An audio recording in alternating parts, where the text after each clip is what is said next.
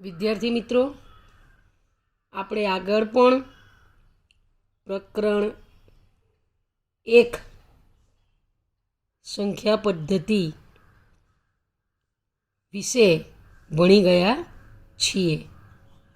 હવે આપણે થોડું પુનરાવર્તન કરી લઈએ અને સરકારના આદેશ મુજબ જે સિલેબસ હવે પરીક્ષામાં નથી પૂછાવાનો તેને આપણે કટ કરીશું અને તે સિવાયના સ્વાધ્યાયનું આપણે પુનરાવર્તન કરીશું.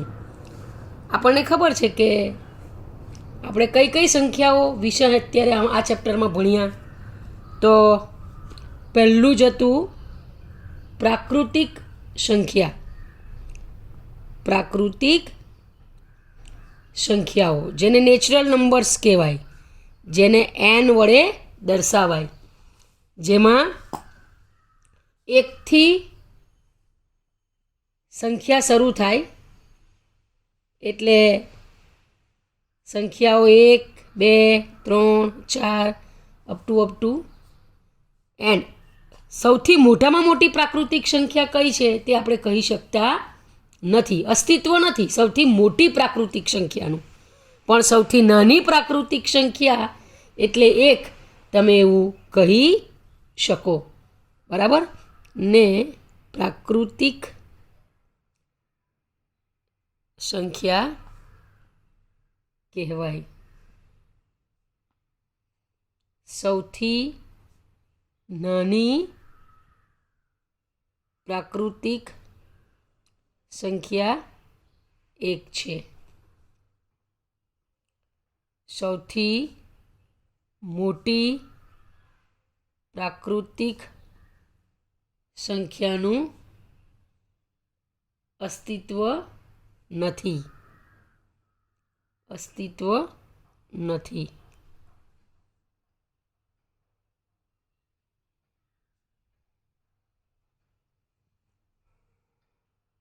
અને પ્રાકૃતિક સંખ્યાઓ અસંખ્ય હોય.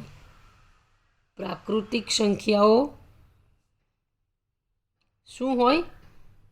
અસંખ્ય અથવા અગણ્ય, એટલે ગણી ન શકાય તેવી, અગણ્ય છે. બરાબર. બીજા પ્રકારની જે સંખ્યા છે તે કઈ છે? પૂર્ણાંક સંખ્યાઓ. કઈ? પૂર્ણાંક. તે પહેલાં આપણે પૂર્ણ સંખ્યાઓ વિશે જોઈ લઈએ. પૂર્ણ સંખ્યાઓ જેને હોલ નંબર તરીકે ઓળખાય અને જેને શાના વડે દર્શાવી શકાય? W વડે દર્શાવી શકાય. હોલ નંબર જેમાં શૂન્યનો સમાવેશ થાય. પ્રાકૃતિક સંખ્યામાં શૂન્યનો સમાવેશ થાય ત્યારે એ પૂર્ણ સંખ્યા બની જાય. બરાબર. આપણે લખીએ પ્રાકૃતિક સંખ્યાઓના જથ્થામાં શૂન્યનો સમાવેશ કરવાથી પૂર્ણ સંખ્યાઓનો જથ્થો મળે. એને W વડે દર્શાવાય. એટલે W બરાબર ગણના ચિહ્નમાં 0, 1, 2, 3 બરાબર અપ ટુ n. એમાં પણ સૌથી નાની પૂર્ણ સંખ્યા કઈ આવે? 0.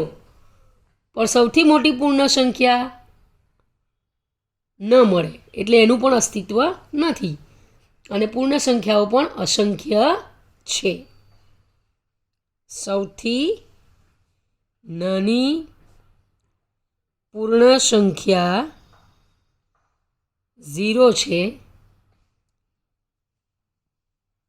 સૌથી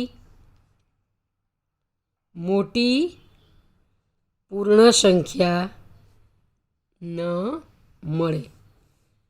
અને પૂર્ણ સંખ્યાઓ શું છે? અસંખ્ય છે.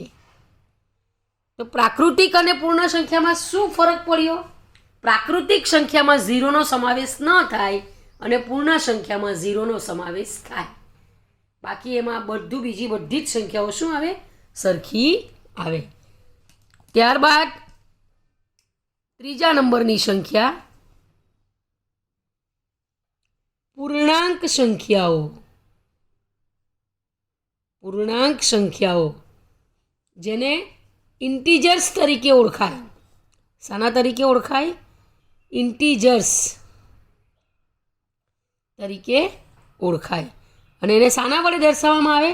તો ઝેડ વડે દર્શાવવામાં આવે. શાના વડે દર્શાવવામાં આવે? ઝેડ વડે દર્શાવવામાં આવે. આમાં પ્રાકૃતિક સંખ્યાઓ, તેમની વિરોધી સંખ્યાઓ અને શૂન્યનો સમાવેશ આ પૂર્ણાંક સંખ્યાઓમાં થાય. એટલે અહીંયા લખીએ આપણે, બધી જ પ્રાકૃતિક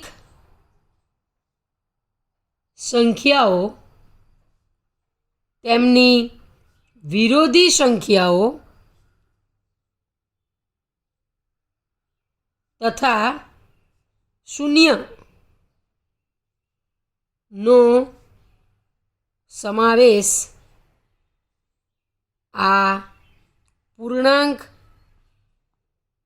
સંખ્યાઓમાં થાય. એટલે આને જો આપણે દર્શાવવું હોય ગણના ચિહ્નમાં તો ઝેડ બરાબર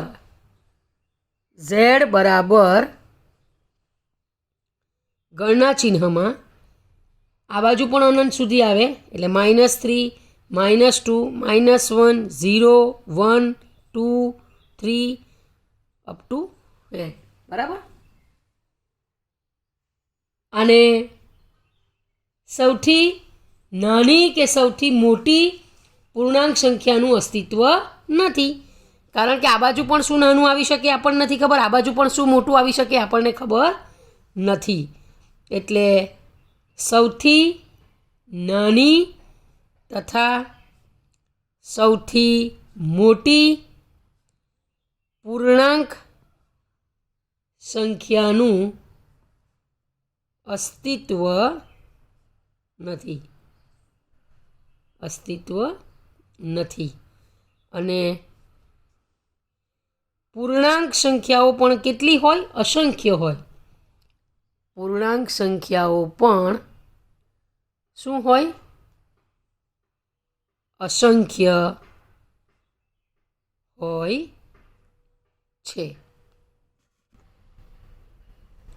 ચોથા નંબરની સંખ્યા આપણે જોઈએ, સમમેય સંખ્યાઓ જેને રેશનલ નંબર તરીકે ઓળખી શકાય. રેશનલ નંબર્સ તરીકે ઓળખી શકાય, જેને ક્યુ સંકેત વડે દર્શાવવામાં આવે છે. તો કોને કહી શકાય સમમેય સંખ્યાઓ? કે જો પી અને ક્યુ પૂર્ણાંક હોય અને ક્યુ શૂન્યેતર હોય. શૂન્યેતર એટલે શૂન્ય સિવાયની હોય, તથા સંખ્યા આરને P/Q સ્વરૂપમાં લખી શકાય તો આરને સમમેય સંખ્યા કહે છે. ટૂંકમાં P/Q સ્વરૂપે જે સંખ્યા લખી શકાય તેમાં શરત કઈ કે P અને Q પૂર્ણાંક હોવા જોઈએ અને Q એ શૂન્યેતર સંખ્યા હોવી જોઈએ, તો એ સંખ્યાને સમમેય સંખ્યા તરીકે દર્શાવી શકાય.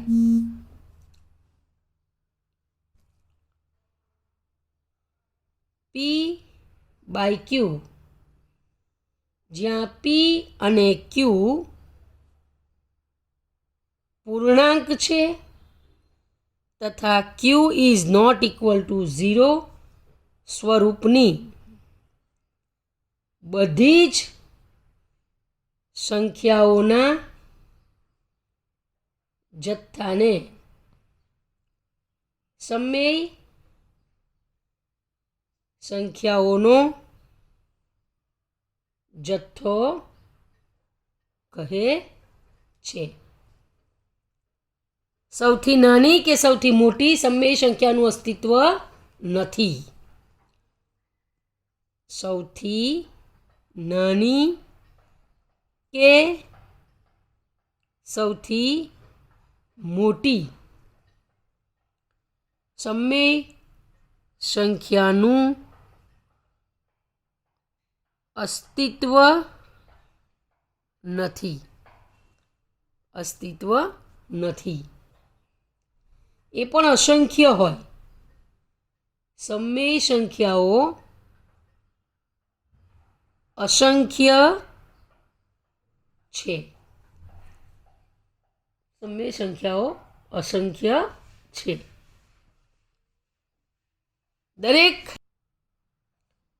દરેક પ્રાકૃતિક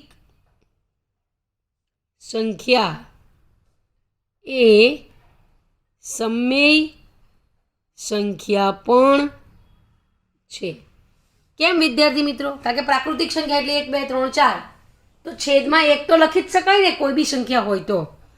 એટલે p/q સ્વરૂપમાં આપણે દર્શાવી શકીએ. આપણે જોઈએ કે દાખલા તરીકે 7 બરાબર 7 છેદમાં 1. તે જ રીતે દરેક પૂર્ણ સંખ્યા તથા દરેક પૂર્ણાંક સંખ્યા પણ સમમેય સંખ્યા છે. સમમેય સંખ્યા છે. બરાબર. હવે આ સંખ્યાને ભાગીએ તો આનો તો જવાબ 7 જ આવે. પણ દાખલા તરીકે 7/9 હોય તો બરાબર. તો આ જે ભાગાકાર એટલે કે એનું દશાંશ સ્વરૂપ જે છે તે શાંત મળે અથવા અનંત આવૃત મળે. તમને ખબર છે કે ઘણી વખત તમે ભાગાકાર કરો તો 1.33333 જવાબ આવ્યા જ કરે, આગળ 3 ચાલુ જ રહે એમ. બરાબર. તો સમમેય સંખ્યાનું દશાંશ સ્વરૂપ શાંત મળે અથવા અનંત આવૃત મળે. સમમેય સંખ્યાનું દશાંશ સ્વરૂપ શાંત મળે. શાંત મળે એટલે પોઈન્ટ પછી અટકી જાય. દાખલા તરીકે 6.25 એટલે કોઈનો ભાગાકાર કર્યો તો 6.25 આવી ગયું, પછી અટકી ગયું, પછી કશું આવતું નથી આગળ, એનો શેષ શૂન્ય આવી જાય. બરાબર. તો આ જે 6.25 છે તેને શાંત કહેવાય. બરાબર. શાંત મળે અથવા અનંત આવૃત મળે. અનંત આવૃત મળે. કોઈ એક જ સંખ્યાનું શું થાય? પુનરાવર્તન થયા કરે. અનંત આવૃત મળે. દાખલા તરીકે 1/5 is equal to 0.2, 12/5 is equal to 2.4. તમે જુઓ પોઈન્ટ પછી અટકી ગયું, પોઈન્ટ પછી 2 જ આવ્યું, અહીંયા 2.4 જ આવ્યું. પછી આ 2/3 કરો તો 0.6નું શું થયા કરે? રિપીટેશન થયા કરે. 0.66666 ચાલુ જ રહે. એટલે એને આપણે 6 બાર લીટી વડે દર્શાવી દઈએ છીએ.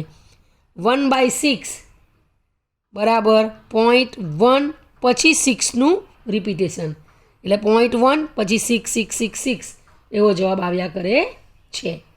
બરાબર. તો આ રીતે આ સંખ્યાઓ વિશે આપણે, આ ખૂબ જ અગત્યનું નોલેજ છે. સૌથી નાનો ગણ કયો આવે? પ્રાકૃતિક. ત્યાર પછી સહેજ મોટો હોલ એટલે પૂર્ણ સંખ્યા, એમાં 0નો સમાવેશ થાય. ત્યારબાદ પૂર્ણાંક સંખ્યાઓ એટલે તેમાં ઋણ પૂર્ણાંકનો સમાવેશ થાય. અને ત્યારબાદ આ સમમેય સંખ્યાઓ નો સમાવેશ થાય છે. બરાબર.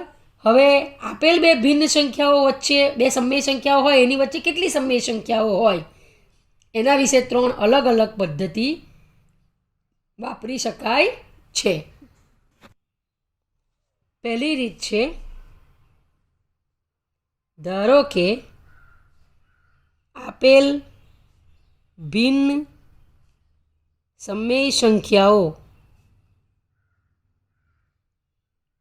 એ અને બી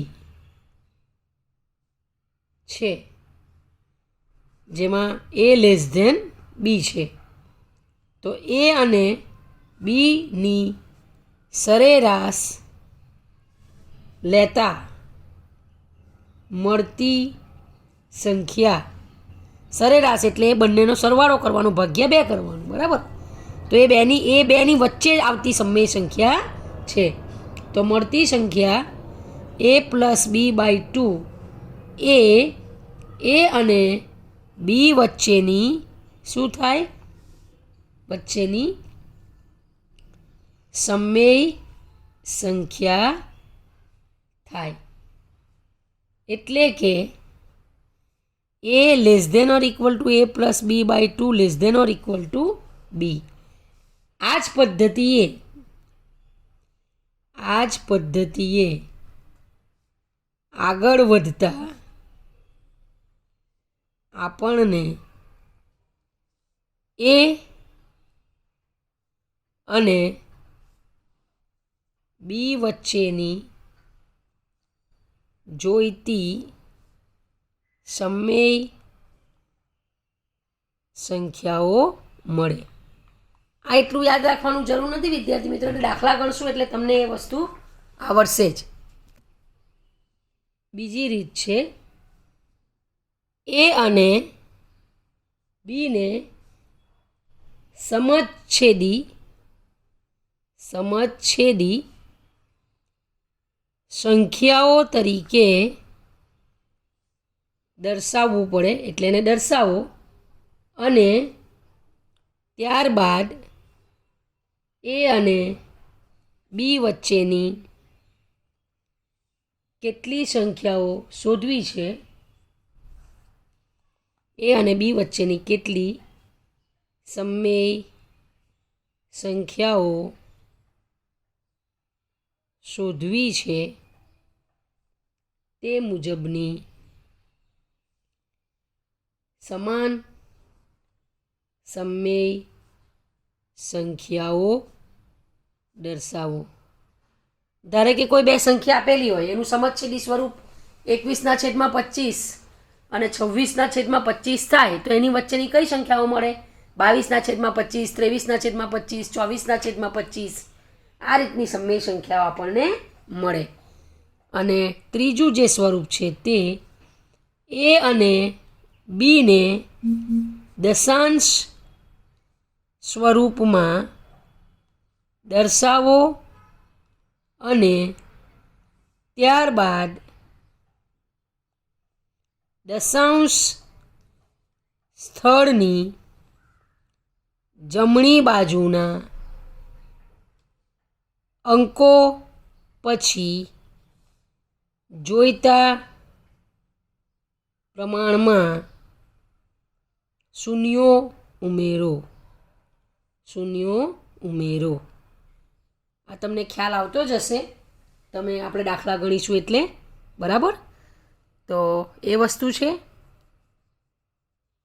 વિદ્યાર્થી મિત્રો. આ 70% મુજબનો કોર્સ છે, એટલે આમાં ઉદાહરણ પણ જે કરવાના છે તે આપણે સાથે કરતા જઈશું, અને સ્વાધ્યાયના પણ જેટલા દાખલા કરવાના છે એ પણ આપણે કરતા જઈશું, બરાબર. એટલે હવે ખૂબ ધ્યાનપૂર્વક આ વિડીયોનો અભ્યાસ કરશો અને આગળ વધશો. ચાલો આપણે ઉદાહરણ 1 જોઈએ. ઉદાહરણ 1 આપેલું છે. ઉદાહરણ 1.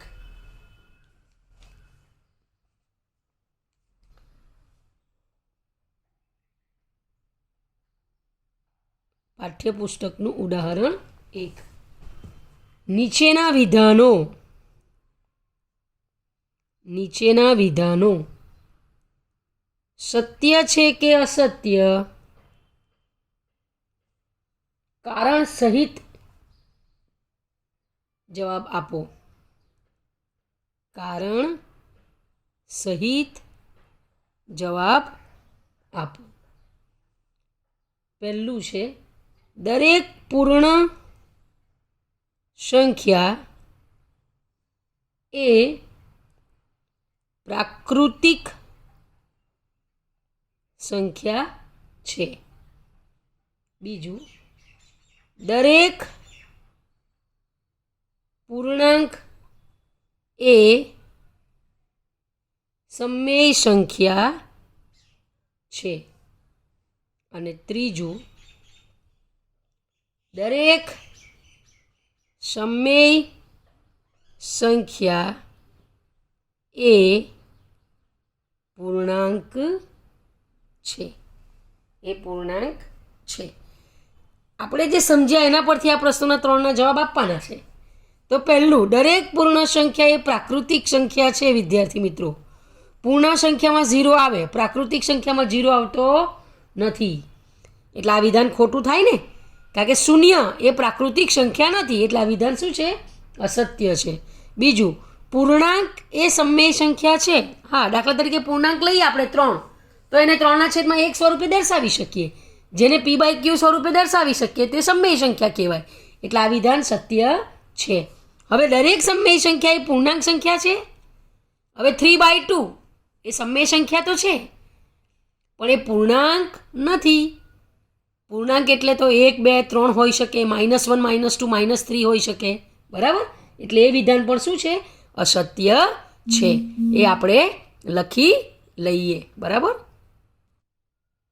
પહેલું વિધાન કે દરેક પૂર્ણ સંખ્યા એ પ્રાકૃતિક સંખ્યા છે, તો શું આવશે? આ વિધાન મેં તમને સમજાવ્યું તે મુજબ અસત્ય છે. કારણ કે 0 એ પૂર્ણ સંખ્યા છે, પરંતુ પ્રાકૃતિક સંખ્યા નથી. બીજું જે વિધાન છે કે દરેક પૂર્ણાંક એ સમમેય સંખ્યા છે, તો આ વિધાન સત્ય છે, કારણ કે 3ને મેં તમને કહ્યું કે 3/1 વડે દર્શાવી શકાય. હા, આ વિધાન સત્ય છે.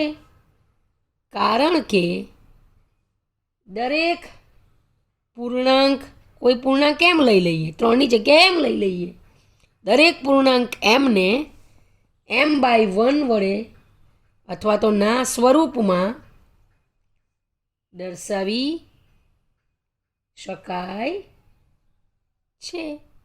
તેથી તે સમમેય સંખ્યા છે. તેથી તે સમમેય સંખ્યા છે.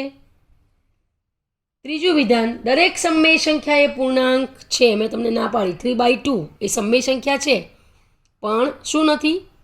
પૂર્ણાંક સંખ્યા નથી. એટલે આ વિધાન અસત્ય છે. આ વિધાન અસત્ય છે. કારણ કે 3/5 એ સમમેય સંખ્યા છે, પરંતુ પૂર્ણાંક નથી. બરાબર? હવે ઉદાહરણ 2, 3, 4, 5, 6 2, 3, 4, 5 અભ્યાસક્રમમાં નથી. બરાબર? તો હવે આપણે પછીના પીરિયડમાં સ્વાધ્યાય 1.1 જોઈશું.